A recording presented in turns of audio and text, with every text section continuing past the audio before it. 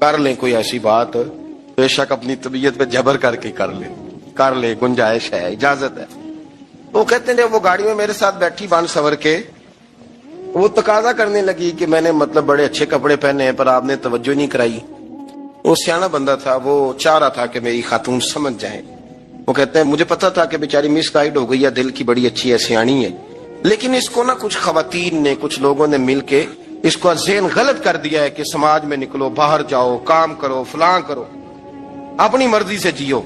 تو میرے ساتھ گاڑی میں بیٹھی کہیں جانے کے لیے، تو مجھ سے کہنے لگی کہ آپ نے میری طرف توجہ ہی نہیں کی، آپ نے کوئی ذکر ہی نہیں کیا کہ میں کیسی لگ رہی ہوں۔ تو کہتے ہیں میں نے اسے کہا کہ اگر تو ناراض نہ ہو تو پھر میں صحیح والی تعریف کر دوں۔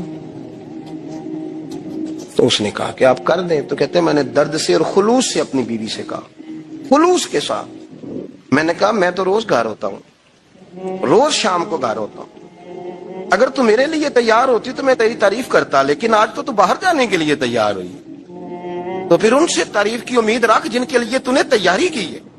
میرے لیے تیاری کرتی تو میں تو ہر شام تیرے پاس ہوتا ہوں۔ کہتے ہو میرے لفظوں میں درد تھا تو وہ بھی رو پڑی۔ تو کہنے لگی آپ گاڑی روک دیں، مجھے باہر جا کے کسی کو راضی نہیں کرنا، میں نے اسے راضی کرنا ہے جس کو رب کریم نے میرا شوہر بنایا ہے اور میرے لیے منتخب کیا ہے میرے ماں باپ کو، میں واپس لوٹتی ہوں۔ یہ ایک پہلو ہے سلگتا ہوا، اس کو سمجھا جائے۔ رسول کریم صلی اللہ علیہ وسلم عرب کی کواری لڑکیوں سے زیادہ حیا والے تھے، کواری لڑکیوں سے زیادہ حضور حیا فرمایا کرتے تھے۔ جب خانہ کعبہ کی مکہ شریف میں تعمیر ہو رہی تھی نا، اہل عرب اس کو تعمیر کر رہے تھے، تو نبی پاک صلی اللہ علیہ وسلم اپنے چچا حضرت عباس کے ساتھ خانہ کعبہ کی تعریف میں مصروف تھے۔ تو عرب کے لوگ چونکہ لمبا کرتا پہنتے تھے پیروں تک، تو نیچے اگر کسی وقت کوئی چیز نہیں بھی ہوتی تھی تو کسی کو وہ نظر نہیں آتی تھی، چونکہ پردہ رہتا تھا، ایک لمبا کرتا پہنا ہوا ہوتا تھا۔ تو جب بچے، سرکار کی عمر مبارک بھی ابھی تھوڑی تھی، تو اس طرح بچے جب نکلتے تو وہ کئی دفعہ اپنی تہمت اتار دیتے نیچے سے، اور کوئی مزدوری کرنے لگتے تو 3-4 طے کر کے نا تہمت کی کندھے پہ رکھ لیتے، جس طرح کبھی دیہاتوں میں لوگ کپڑا سر پہ رکھتے تھے کہ اوپر اگر کوئی وزنی چیز رکھیں گے تو وہ تکلیف نہیں دے گی۔ نبی پاک صلی اللہ علیہ وسلم بھی سب لوگوں کے ساتھ خانہ کعبہ کی تعمیر میں شامل تھے۔ حضرت عباس رضی اللہ تعالیٰ عنہ نے کہا حضور سے، ابھی اللہ نے نبوت بھی نہیں فرمایا تھا، بھتیجے آپ بھی تامد اتاریے، یہ صحیح مسلم میں حدیث موجود، اور اس کو کندھے پہ رکھ لیجیے، آپ اینٹیں اٹھا اٹھا کے لا رہے ہیں تو ذرا آپ کو تکلیف نہیں ہوگی۔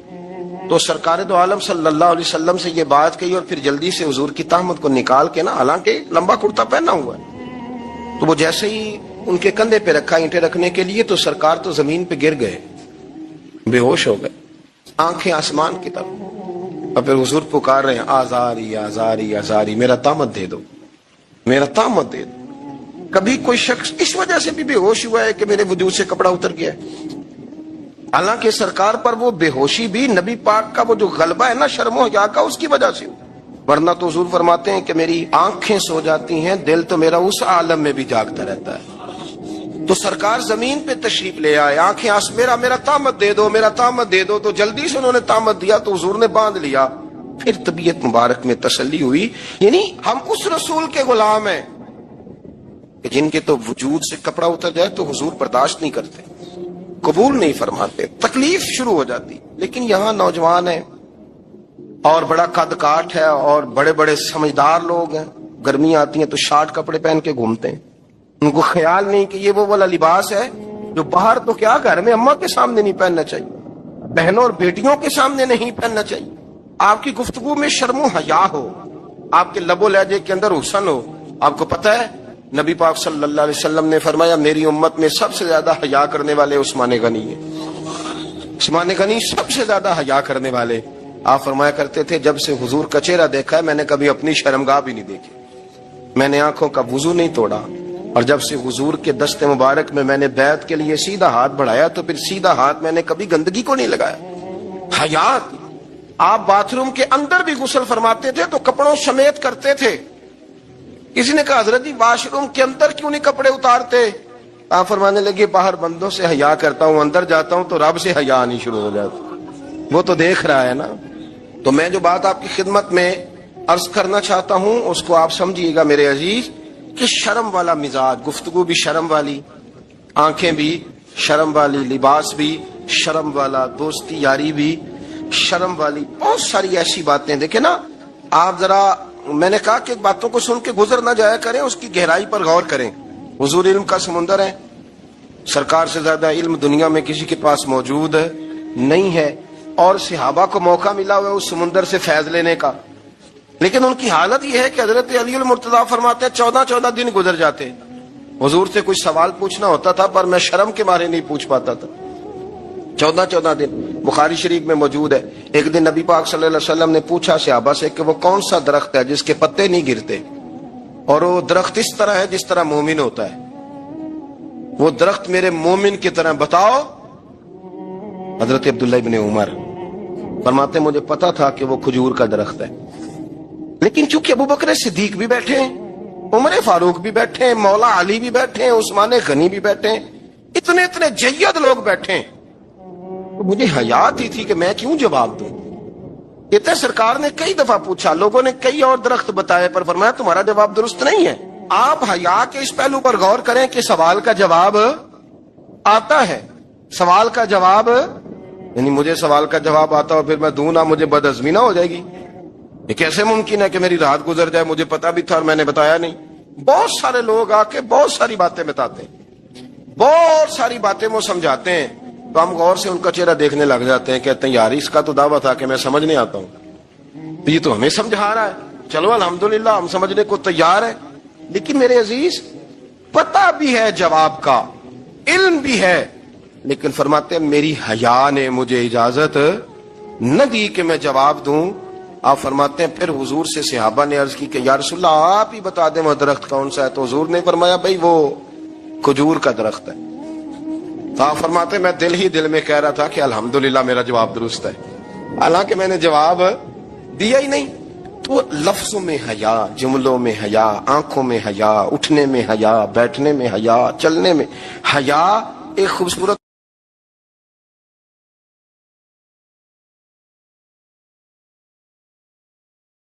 فرعون نے کئی 100 سال حکومت کی اور اس طرح اس نے ظلم کیے کہ لاکھوں اور ہزاروں بچے قتل ہی کرا دیے. 12,000 عورتوں کے پیٹ میں حمل تھا اس نے ضائع کرا دیا. جب حضرت موسیٰ علیہ السلام اپنی قوم کو لے کے نکلے، رستے میں دریا آ گیا، فرعون پیچھے لگا ہوا تھا. وَإِذْ فَرَقْنَا بِكُمُ الْبَحْرَ فَأَنْجَيْنَاكُمْ، اللہ فرماتے ہیں تمہارے لیے میں نے دریا کو پھاڑا اور تمہیں نجات دے دی. وَأَغْرَقْنَا آلَ فِرْعَوْنَ، اور فرعون کو غرق کر دیا. وَأَنْتُمْ تَنْظُرُونَ، تم کھڑے دیکھ رہے تھے. اب جب حضرت موسیٰ دریا کے کنارے پہنچے تو فرعون بھی پیچھے آیا. فرعون لوگوں سے کہا کرتا تھا کہ میں کہتا ہوں تو دریا چلتا ہے، میں کہتا ہوں تو ہوائیں آتی ہیں، میرے حکم کے پابند ہیں سارے. جاگ رہے ہیں نا آپ حضرات، غور فرمائیے گا بات پر. دعویٰ تھا اس کا کہ میں کہتا ہوں تو نظام زندگی چلتا ہے. اب جب دریا کے کنارے پہنچی حضرت موسیٰ علیہ السلام تو اللہ نے حکم دیا کہ آپ عصا ماریں. جناب موسیٰ نے عصا مارا، 12 رستے بن گئے. اب حضرت موسیٰ کی قوم گزر رہی تھی تو فرعون سے پوچھنے لگے کہ تو کہتا تھا میرے حکم سے چلتا ہے، تو وہ تو حضرت موسیٰ نے ڈنڈا مارا ہے تو رستہ بن گیا ہے.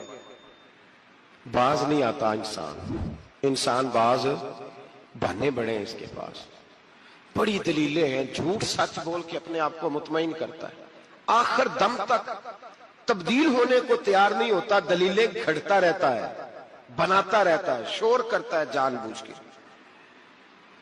بھئی تو کہتا تھا میرے چلانے سے چلتا ہے، تو باز ابھی بھی نہیں آیا. کہنے لگا میں نے ہی حکم دیا ہے کہ ذرا پھٹ جا، مجھے یہ زندہ چاہیے. باز رسی جل گئی، بل کہنے لگا میں نے ہی کہا ہے دریا کو کہ یہ مجھے زندہ چاہیے، میرے بھاگے ہوئے ہیں تو اس لیے پھٹا ہے، تو آؤ میرے ساتھ دریا کراس کرے. تو پتا تو ان کو بھی تھا نا جتنا تو رب بنا ہوا ہے، پتا تو تھا، سارے جانتے تھے. کہنے لگے تو پہلے کراس کر، اگر تو بچ گیا تو ہم بھی پیچھے آتے ہیں. اب چاروں ناچار. ایک روایت تو یہ ہے کہ یہ جب خدائی کا دعویٰ کرتا تھا نا، تخت پہ بیٹھا ہوتا تھا، تو ایک دن حضرت جبریل آئے اس کے پاس انسانی شکل میں. تو کہنے لگے میں بڑی دور سے آیا ہوں تو ایک مسئلہ پوچھنا تھا. کہا پوچھو. کہنے لگے ایک غلام تھا کسی بادشاہ کا، تو بادشاہ نے اسے تھوڑی دیر کے لیے ایک علاقے کی سربراہی دے دی. کتنی دیر کے لیے؟ کتنی دیر کے لیے ہمیں سربراہیاں ملتی ہیں؟ کیوں جی؟ تھوڑی دیر کے لیے ملتی ہے نا. تھوڑی دیر کے لیے سربراہی دے دی ایک غلام کو. ذرا بات کو سمجھیے. حضرت جبریل پوچھتے ہیں, کہتے ہیں سربراہی مل گئی. اب وہ مالک ہی بن کے بیٹھ گیا ہے, وہ بات ہی نہیں سنتا. اس کو تھوڑی دیر کے لیے بنایا تھا, وہ تو خدائی کا دعویٰ کرنے لگا ہے. آپ بتائیں اس کا انجام کیا ہونا چاہیے؟ یہ مسئلہ پوچھنے آیا ہوں. تو فرعون کہنے لگا اس کا انجام یہ ہے کہ اسے پانی میں گوتے دے دے کے مار دے. انجام کیا ہے؟ بولیے بولیے, کیا انجام ہے؟ کیا انجام ہے جی؟ پانی میں. اللہ اکبر, اپنی سزا تجویز کر رہا ہے. اس کی سزا کہ اسے پانی میں گوتے دے دے کے مارو ظالم کو. اسے تھوڑی دیر کے لیے بنایا تھا اور وہ چھائی گیا ہے, قبضہ ہی کر گیا ہے. حضرت جبریل کہنے لگے جی آپ لکھ کے دے دیں گے؟ کہنے لگا لاؤ لکھ دیتے ہیں. لکھوا لیا. جناب جبریل رکا لے کے تشریف لے گئے. اب جب فرعون دریا میں آیا نا تو اللہ نے حکم دیا مل جا. جب دریا ملا چیخنے لگا تو حضرت جبریل آئے, کہنے لگے تیرا ہی فتویٰ ہے, یہ تیری سزا ہی ہے نا. ہم بھی بڑی سزائیں تجویز کرتے ہیں. یہ جھوٹا ہے جی, اس کا تو فلانا علاج ہونا چاہیے, تو اگر تو جھوٹ بولے تو یہ فلانا بڑا جاور ہے جی, اس کے ساتھ اس طرح ہونا چاہیے, تو اگر تو یہ کام کرے تو جو سزا تو لوگوں کے لیے تجویز کر رہا ہے تو اپنے بارے میں بھی سوچ. اب جب گوتے آئے نا, آخری وقت دیکھا وہ فرعون جو کہتا تھا میری مرضی سے دریا چلتا ہے. علامہ ساوی نے تفسیر ساوی میں لکھا ہے تڑپ کے رونے لگا. جب یہ مزاج ہے, ایک دفعہ اوپر آتا ہے آدمی جب دریا میں جاتا ہے, اوپر آیا تو چیخنے او میرے حواریو خدا کا واسطہ مجھے بچاؤ. کہنے لگے تو کہتا تھا میری مرضی سے چلتا ہے. بے بسی ہے, تڑپتا ہے, روتا ہے. وارث شاہ مان کری نہ وارثاں دا, رب بے وارثہ کر کے مار دائی. تڑپ رہا ہے, چلا رہا ہے, کوئی مدد کو نہیں پہنچتا.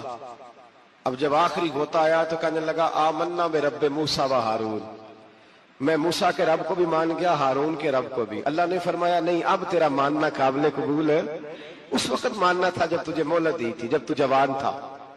بڑھاپا آتا ہے, بیماری آتی ہے, جوان آدمی بیماری کا شکار ہوتا ہے تو کہتا ہے یا اللہ ایک دفعہ صحیح کر دے, میں ساری پڑھا کروں گا.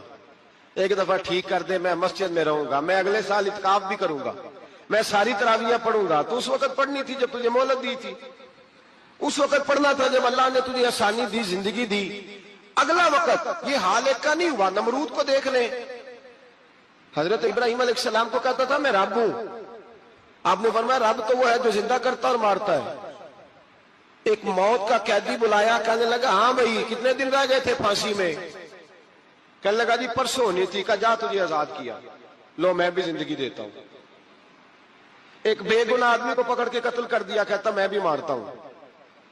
حضرت ابراہیم علیہ السلام کہنے لگے تو بیوقوفوں جیسی دلیلیں دے رہا ہے, چل اس طرح کر, میرا رب سورج مشرق سے نکالتا ہے, تو اگر رب ہے تو مغرب سے نکال کے دکھا. اب دلیل کا جواب کوئی نہیں تھا تو کہنے لگا پکڑو اور آگ میں ڈال دو. اللہ کے نبی کو آگ میں ڈالنے والا. یہاں ایک مچھر بیٹھا ہے, 400 سال حکومت کی اور خدائی کا دعویٰ کیا. یہاں مچھر بیٹھا تھا, چھینک آئی تو مچھر اندر چلا گیا.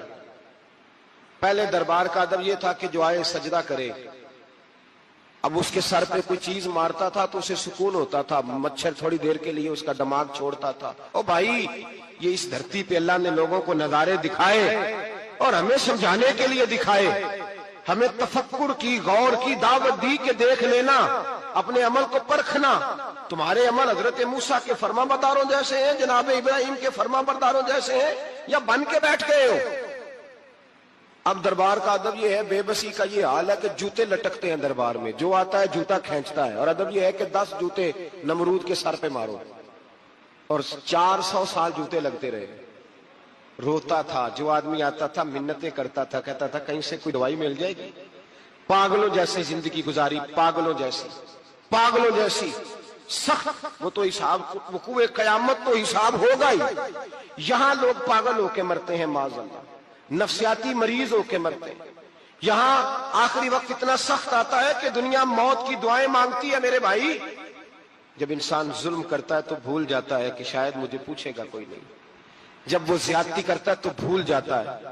جب وہ کسی کا حق کھاتا ہے تو وہ کہتا ہے شاید اس کا تو وارث ہی کوئی نہیں جس کو میں لوٹ رہا ہوں. لیکن جب اللہ کی پکڑ آتی ہے, حجاج بن یوسف ظالم تھا, اس نے اچھے اچھے کام بھی کیے تھے. قرآن پاک پر زیر زبریں آراب حجاج بن یوسف نے لگوایا. محمد بن قاسم کو ہندوستان سندھ کے علاقے فتح کرنے بھی حجاج بن یوسف نے بھیجا تھا. ساری خوبیاں اپنی جگہ پر، ظالم بہت بڑا تھا. کسی آدمی نے اس کے سامنے کونے کی طرف منہ کر کے ساتھ والے سے بات کر لی تو کہنے لگا میرے خلاف کیا، اس کو لے جاؤ 2 ٹکڑے کر کے واپس لے آؤ. توتی بولتا ہے نا اقتدار، جب کسی کے ہاتھ اقتدار ہوتا ہے نا، وہ چاہے ایک گھر کا ہی کیوں نہ ہو، وہ 10 بندے فیکٹری میں کام کرتے ہیں اور جو ان کا مالک ہوتا ہے وہ کہتا میں مالک ہوں، مجھے مانو. جب تو صاحب اقتدار ہوتا ہے نا، جب تو سسر بن کے بیٹھتا ہے اور کسی غریب گھر کی بہو آتی ہے 2-4 تو کہتا میرا اقتدار ہونا چاہیے. جب میں کھانسنے لگوں تو ہر آدمی کے ہاتھ میں ٹشو پیپر ہونا چاہیے. جب میں بولنے لگوں تو بندھے ہوئے ہاتھوں سے ہر آدمی جی جی کرتا ہوا کھڑا ہونا چاہیے. جس آدمی کا، اور یہ کام بہو بھی کرتی ہے کئی دفعہ، وہ بھی کہتی ہے کہ تمہیں پتہ نہیں میں کتنا لمبا چوڑا جہیز لے کے آئی ہوں. جب میں سونے کے لیے اپنے بیڈ روم میں جاؤں تو خبردار بوڑھے بابے کو اجازت نہیں کہ وہ کھانسے. اماں کو چاہیے کہ اگر اس کو بڑی سخت پیاس بھی لگی ہے تو میرے سوتے سوتے باورچی خانے میں برتن نہ کھٹکھٹائے. جو جہاں بھی جس اسٹیج پہ بھی بیٹھتا ہے وہ کہتا ہے کوئی نہیں مجھے پوچھنے والا، میں مطلق العنان ہوں. جوان بوڑھوں کا مذاق اڑاتے ہیں، سمجھتے ہیں شاید کبھی بوڑھے نہیں ہونا، مذاق اڑاتے ہیں. تندرست لوگ بیماروں کا مذاق اڑاتے ہیں، شاید کبھی بیمار نہیں ہونا. حجاج بن یوسف ظالم تھا، ظلم کرتا تھا، زیادتی کرتا تھا. حضرت سعید بن جبیر ایک تابعی بزرگ تھے، اتنے بڑے بزرگ تھے کہ ساری رات نماز پڑھتے تھے، سارا سال روزہ رکھتے تھے. ایک دن انہوں نے ممبر پہ بیٹھ کے کہا کہ حجاج ظلم سے باز آ جائے ورنہ اللہ کی لاٹھی بڑی بے آواز ہے. اللہ کی لاٹھی، اس کا کیا مطلب ہوتا ہے؟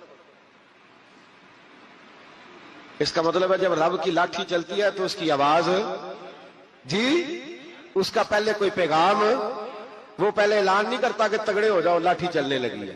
لاٹھی چلتی ہے پر اس کی آواز، سمجھ آ رہی ہے میری بات کی؟ جمعۃ الوداع کے لیے تشریف لانے والے احباب خاص غور فرمائیے گا. حجاج بن یوسف کو پتا چلا کہ حضرت سعید بن جبیر نے میرے خلاف بات کی، بلا لیا، کہنے لگا تو نے میرے خلاف بات کی ہے؟ فرمانے لگے کی ہے. کہنے لگا تجھے پتا ہے میں قتل کر دوں گا؟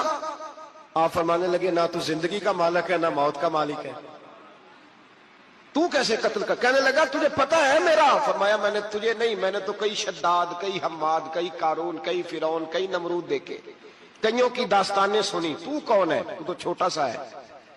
ایک جملہ ہے ملا جلال الدین رومی کا، بڑے درویش تھے، ایک بات کہہ گئے، کہنے لگے نمرود جتنے پیسے نہیں، فرعون جتنی حکومت نہیں، قارون جتنی دولت نہیں، ورنہ فرمانے لگے میرے زمانے میں بھی کئی لوگوں کا خدا بننے کو دل کرتا ہے، کئی لوگوں کا دل کرتا ہے، لیکن نمرود جتنے پیسے، فرعون جتنی طاقت اور قارون جتنی دولت نہیں، ورنہ ہو سکتا ہے لوگ دعویٰ کر دیں معاذ اللہ ثم معاذ اللہ. یہ آج سے کئی 100 سال پہلے وہ کہہ رہے ہیں، آج تو حالات بڑے ابتر ہیں، اس کی نسبت خطرناک.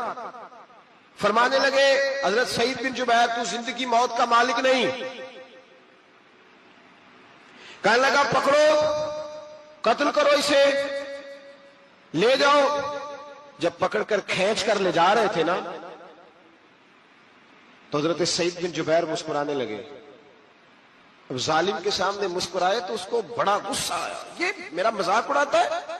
بلا لیا، ادھر آؤ، کیوں مسکرا رہے ہو، کیا ہوا؟ تو حضرت سعید بن جبیر کہنے لگے میں مسکرا رہا ہوں تیری بیوقوفی پر اور اپنے اللہ کی دی ہوئی ڈھیل پر. میں مسکرا رہا ہوں کہ یا اللہ کیا بات ہے، کیا تیرا شان ہے، کیسے لوگوں کو ڈھیل دی ہوئی ہے. میں مسکرا رہا ہوں تیری بیوقوفی پر کہ تو سمجھتا ہے شاید مجھے پوچھنے والا کوئی نہیں.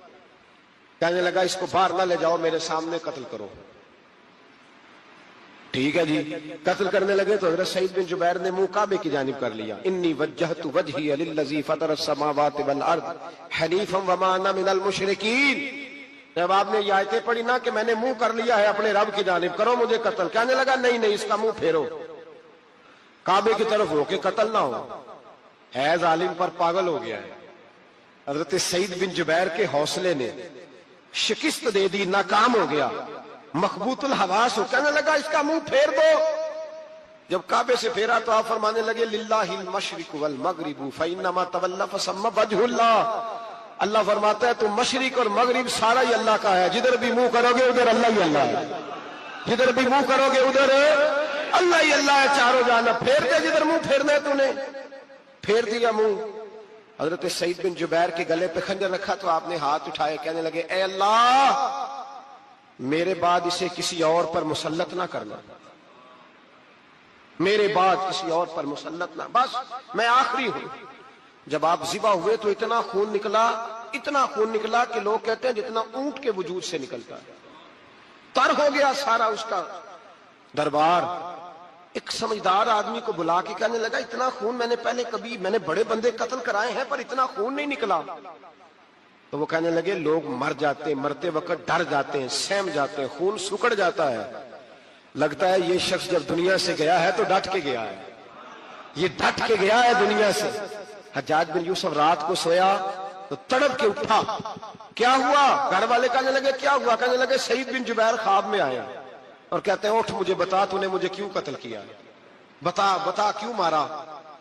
اگلی رات پھر سویا تو وہی خواب، پھر سویا تو وہی خواب. گناہ نفسیاتی مریض بنا دیتا ہے، ظلم تجھے مخبوط الحواس کر دیتا ہے. جب تو زیادتی کرتا ہے تو اللہ فرماتے ہیں کہ تو اللہ کو بھولتا ہے، اللہ تجھے اپنا آپ بھلا دیتا ہے. پھر تو بھول جاتا ہے، پھر تو سیدھے رستے پہ چلتا ہے پر بھٹک جاتا ہے، پھر تو صحیح رستوں کا تعین کر کے بھی گمراہ ہوتا ہے. پھر تو روز وہی گاڑی چلاتا ہے پر اب جب تو بریک لگاتا ہے تو نہیں لگتی. جب گناہوں کے ساتھ تو مخبوط الحواس ہوتا ہے تو روز وہ کاروبار کرتا ہے، لیکن جب تیرے گناہ تجھے گھیر لیتے ہیں پھر اسی کاروبار میں تو نقصان اٹھاتا ہے. حجاج بن یوسف تڑپتا ہے، روتا ہے، یہاں تک کہ بیمار ہو گیا. پیٹ میں درد ہوتی ہے، پتہ نہیں کیا ہوا، تکلیف ہوتی ہے پتہ نہیں. سارے حکیم، طبیب، ڈاکٹر کوئی نہ سمجھ سکا کہ بیماری کیا ہے. جو بیماریاں خدائی ہوتی ہیں ان کا لوگوں کو پتا، جو آزمائشیں رب کی جانب سے ہوتی ہیں وہ ڈاکٹروں کے ہتھے نہیں چڑھتی. جو تکلیفیں اللہ دیتا ہے ان کا حکیم طبیب علاج نہیں کر پاتے، مشکل. اور شفا اسی وقت ہوتی ہے جب اللہ دینا چاہے، اور جب رب ہی دینا نہ چاہے تو بڑے بڑے ڈاکٹر کہتے ہیں کہ ہمارے بس کی بات نہیں رہی. بغداد سے حکیم آئے، پیٹ دیکھا، کہنے لگے نہ تیرے معدے میں کوئی دقت ہے، نہ تیرے جگر میں، نہ کسی اور جگہ، ماجرا کیا ہے؟ ایک آخری علاج ہے، آخری. وہ کیا؟ گوشت کا چھوٹا سا ٹکڑا دھاگے کے ساتھ باندھ کے منہ میں ڈالا اور پھر ایک باریک سا تنکا لے کے اس کو اندر ڈالنے لگے گلے میں. وہ گوشت کا ٹکڑا جب حلق کے اندر اتر گیا اس حکیم نے واپس کھینچا تو کیسے ایسی بدبو آئی جیسی کبھی سونگی نہ تھی. جانور کیڑے مکوڑے لگے ہوئے باہر نکلے اور جب دیکھا تو جتنے محل میں لوگ بیٹھے تھے چلاتے ہوئے نکل گئے کہ یہ کیا مصیبتیں ہیں. حکیم بھی اٹھ کے دوڑنے لگا. کہا تجھے کیا ہوا؟ کہنے لگے حجاج تیری بیماری زمینی نہیں، تیری مصیبت زمینی نہیں. کہا میری مرض تک تم کیوں نہیں پہنچ پا رہے؟ تو کہنے لگے لگتا ہے تو بد دعا کا مریض ہے، لگتا ہے تو ظلم کا مریض ہے، تو جبر کا مریض ہے. تڑپتا رہا، سسکتا رہا. ایک وقت وہ بھی آیا کہ گھر والوں نے کمرے میں بند کر کے تالا لگا دیا، دیوار سے ٹکرے مارتا. او بھائی جو گناہوں کے بیمار ہوتے ہیں انہیں شفا نہیں ہوتی، جو ظلم، جبر، بربریت کے بیمار ہوتے ہیں انہیں سکون قلبی میسر نہیں آتا. دوائیاں ان بیماریوں کی بنی ہوئی ہیں جو بیماریاں زمینی ہیں، جو بیماریاں خوراک کی بد پرہیزی سے ہوتی ہیں، جو گناہوں کی بد پرہیزی سے ہوتی ہیں. ان کی بیماریاں، ان کی شفا توبہ ہے، ان کی شفا رجوع اللہ ہے، ان کی توبہ اللہ سے معافی مانگنے سے شفا ہوتی ہے. حجاج جب مرنے لگا تو بلایا، یہ رنگ بھی ذرا ملاحظہ کیجئے گا، 2-4 قریبیوں کو بلایا. پتا ہوتا ہے نا اپنے کرتوتوں کا آدمی کو، پتا سارا ہے سردار لوٹیتیاں کا، پتا ہوتا ہے سارا. بلا کے کہنے لگا جب میں مر جاؤں تو مجھے رات کو دفن کرنا. کیوں بھائی عورت ہے؟ کہنے لگا نہیں رات کو دفنانا. ٹھیک ہے رات کو دفنا دیں گے. پھر کہنے لگا جب صبح ہو جائے تو صبح ہونے سے پہلے پہلے میری قبر زمین کے برابر کر دینا، نشان مٹا دینا. کا وجہ تو کلمہ پڑھتا ہے، حضور کا حکم ہے کہ قبر کم از کم ایک بالش، ایک گٹھ اونچی ہونی چاہیے زمین سے، کم از کم. تو تیری قبر مٹا دے وجہ پتہ ہوتا ہے اپنے ظلموں کا. کہنے لگا مجھے پتا ہے لوگ میرے مرنے کے بعد میری قبر بھی نہیں چھوڑیں گے. دنیا میں تو میرے جبر کی وجہ سے کوئی آ نہ سکا، لیکن میری قبر بھی لوگ جنازوں میں باتیں شروع کر دیتے. جنازوں میں نے ایسی بھی داستانیں سنی ہیں کہ کوئی مرا تو لوگ جوتوں کا ہار قبر پہ ڈال آئے. نہیں بھائی، تو جب زندہ تھا تو تیرے جبر ظلم کی وجہ سے نہیں کو بول سکا. ایک تو ہے قیامت میں حساب ہوگا، یہاں دنیا میں حساب ہونے لگتا ہے. اتنی لمبی زبانیں لوگوں کی لٹک کر مرتے وقت باہر نکل آتی ہیں. دعا کریں، جمعہ ہے، اللہ تعالیٰ ایمان کی موت عطا فرمائے. دعا فرمائے رب تعالیٰ اللہ تبارک و تعالیٰ توبہ کر کے جانے کی توفیق عطا فرمائے. جاگے اور سنے اور دعا کرے، اے اللہ تو ہمیں ظلم سے ویسے ہی محفوظ فرما. اگر ہم زیادتی کرنے لگے تو اے اللہ ہمیں اس سے منع فرما. ہمیں اس سے تو یہ توفیق دے کہ ہم باہر آ جائیں اس گناہ سے. میرے بھائی، ایک تو دنیا میں سزا ہے، پھر قیامت کی سزا ہے، اور وہ زیادہ سخت ہے. وہ زیادہ سخت ہے. ہم لوگوں نے نا ہیلے بہانے بڑے بنائے ہوئے ہیں. بینک کے ساتھ کاروبار کرنے والا کہتا ہے نہیں مجبوراً لیا ہے، مجبوراً. مر رہا تھا تو آخری لبوں پہ تھا تو جائز ہے. جائز ہے. اس وقت جب تجھے کھانے کو لقمہ نہ لگے تو حرام کھانا بھی جائز ہے. کیا دقت تھی؟ کیوں اللہ رسول کے مقابلے میں کھڑا ہوا تو؟ کیوں سود کا دھندا کیا؟ کیا تکلیف تھی؟ کہاں تو الجھ گیا تھا؟ ہم جان بوجھ کے اپنے لیے جہنم کٹھی کرتے ہیں، پھر کہتے ہیں سکون نہیں زندگی میں. کہاں سکون آئے گا؟ کیسے آئے گا؟ ہم نے خود آگ لگائی ہے چمن میں اپنے. جو قیامت کی سزا ہے، میرے نبی پاک علیہ السلام نے فرمایا رب تمہیں سامنے کھڑا کرے گا. اور کس طرح کھڑا کرے گا؟ فرمایا لوگوں کے وجود سے کپڑے اتر جائیں گے، زمین اس طرح دہکے گی جس طرح تانبا زمین پہ رکھا جائے اور آگ جلائی جائے. تانبا دیکھا آپ لوگوں نے؟ یہ بھی گرمی گزری ہے نا، تو فرش پر جب سورج پڑتا تھا تو ننگے پاؤں چلا نہیں جاتا تھا. صحیح کہہ رہا ہوں؟ ننگے پاؤں، بچے کا پیر زمین پہ لگتا تو چیخ اٹھتے، کہتے او جل گیا پیر. حالانکہ یہ فرش دنیا کے. اور اگر تانبے کے اندر خاصیت ہے کہ اگر کوئی دھات جلدی اور زیادہ گرم ہوتی ہے تو وہ تانبا ہے. میرے نبی نے مثال دی تو اس کی دی جو سخت تھا. فرمایا تانبے کی طرح زمین تپائی جائے گی اور پھر ننگے پاؤں رب تمہیں کھڑا کرے گا. آج سورج کی پشت تمہاری جانب ہے، قیامت میں منہ تمہاری جانب ہوگا. نیزہ آپ نے دیکھا ہوگا، نیزہ ہوتا تھا. فرمایا یہ جو تم نیزے دیکھتے ہو صرف 1.25 نیزے کے برابر سورج قریب آ جائے گا، اور پھر اللہ تمہیں سامنے کھڑا کر کے تم سے سوال جواب کرے گا. اور حضور نے کہہ دیا ہے تو اب کسی نعت خواں کے کہنے سے بات بدل سکتی، کسی پیر کے کہنے سے جملہ بدل سکتا، کسی خطیب کے کہنے سے فکر نہ کرنا وہ سامنے جنت پڑی ہے، اب بات بدل سکتی. خدا کی رحمت پر بھروسہ رکھنا ضروری ہے، نبی پاک کی شفاعت کی امید رکھنا. بولیے. لیکن جو حضور نے بیان کیا ہے اس کو ماننا بھی یہ بھی ضروری ہے. میرے نبی پاک نے فرمایا اللہ تم سے حساب لے گا اور اللہ پوچھے گا، تم نے جواب دینا ہے. حضور کس شے کا؟ فرمایا جو پہنتے ہو اس کا جواب نہیں دینا، جو کھاتے ہو اس کا جواب نہیں دینا، جو اللہ کے راستے میں دیتے ہو اس کا جواب، باقی ہر شے کا جواب دینا ہے. ادھر جو پلاٹ ہے اس کا بھی جواب دینا ہے، اور جو بچوں کو پیسے بتائے ان کا بھی جواب دینا ہے، جو چھپائے ہیں ان کا بھی. ثم لتسألن یومئذ عن النعیم. جو کمیٹی اپنے محلے میں ڈالی ہے اس کا بھی جواب دینا ہے، جو سسرال کے علاقے میں ابا جی سے چوری ڈالی ہوئی ہے اس کا جواب بھی، سب کا جواب دینا ہے. تمام حساب کتاب. اور اللہ فرماتے ہیں میں سامنے کھڑا کر کے ہر سوال کا تجھے ہر سوال کا جواب صاحب. اچھا یہ جو بڑے لوگ تھے وہ حساب سے ڈرتے تھے، ہم چھوٹے لوگ ہیں ہم حساب سے ہم نہیں ڈرتے، ہم کہتے ہیں دیکھی جائے گی. بڑے لوگ جو تھے وہ حساب سے. حضرت ابو بکر صدیق دعا کرایا کرتے تھے، دعا کرو اللہ مجھ سے حساب نہ پوچھے. حضرت عمر فاروق رضی اللہ تعالیٰ عنہ اپنے بیٹے سے کہتے تھے بیٹا اپنے باپ کے لیے رحمت کی دعا کرنا، میں درگزر والا ہوں، میں حساب والا کوئی نہیں. بڑے لوگ ڈرتے تھے.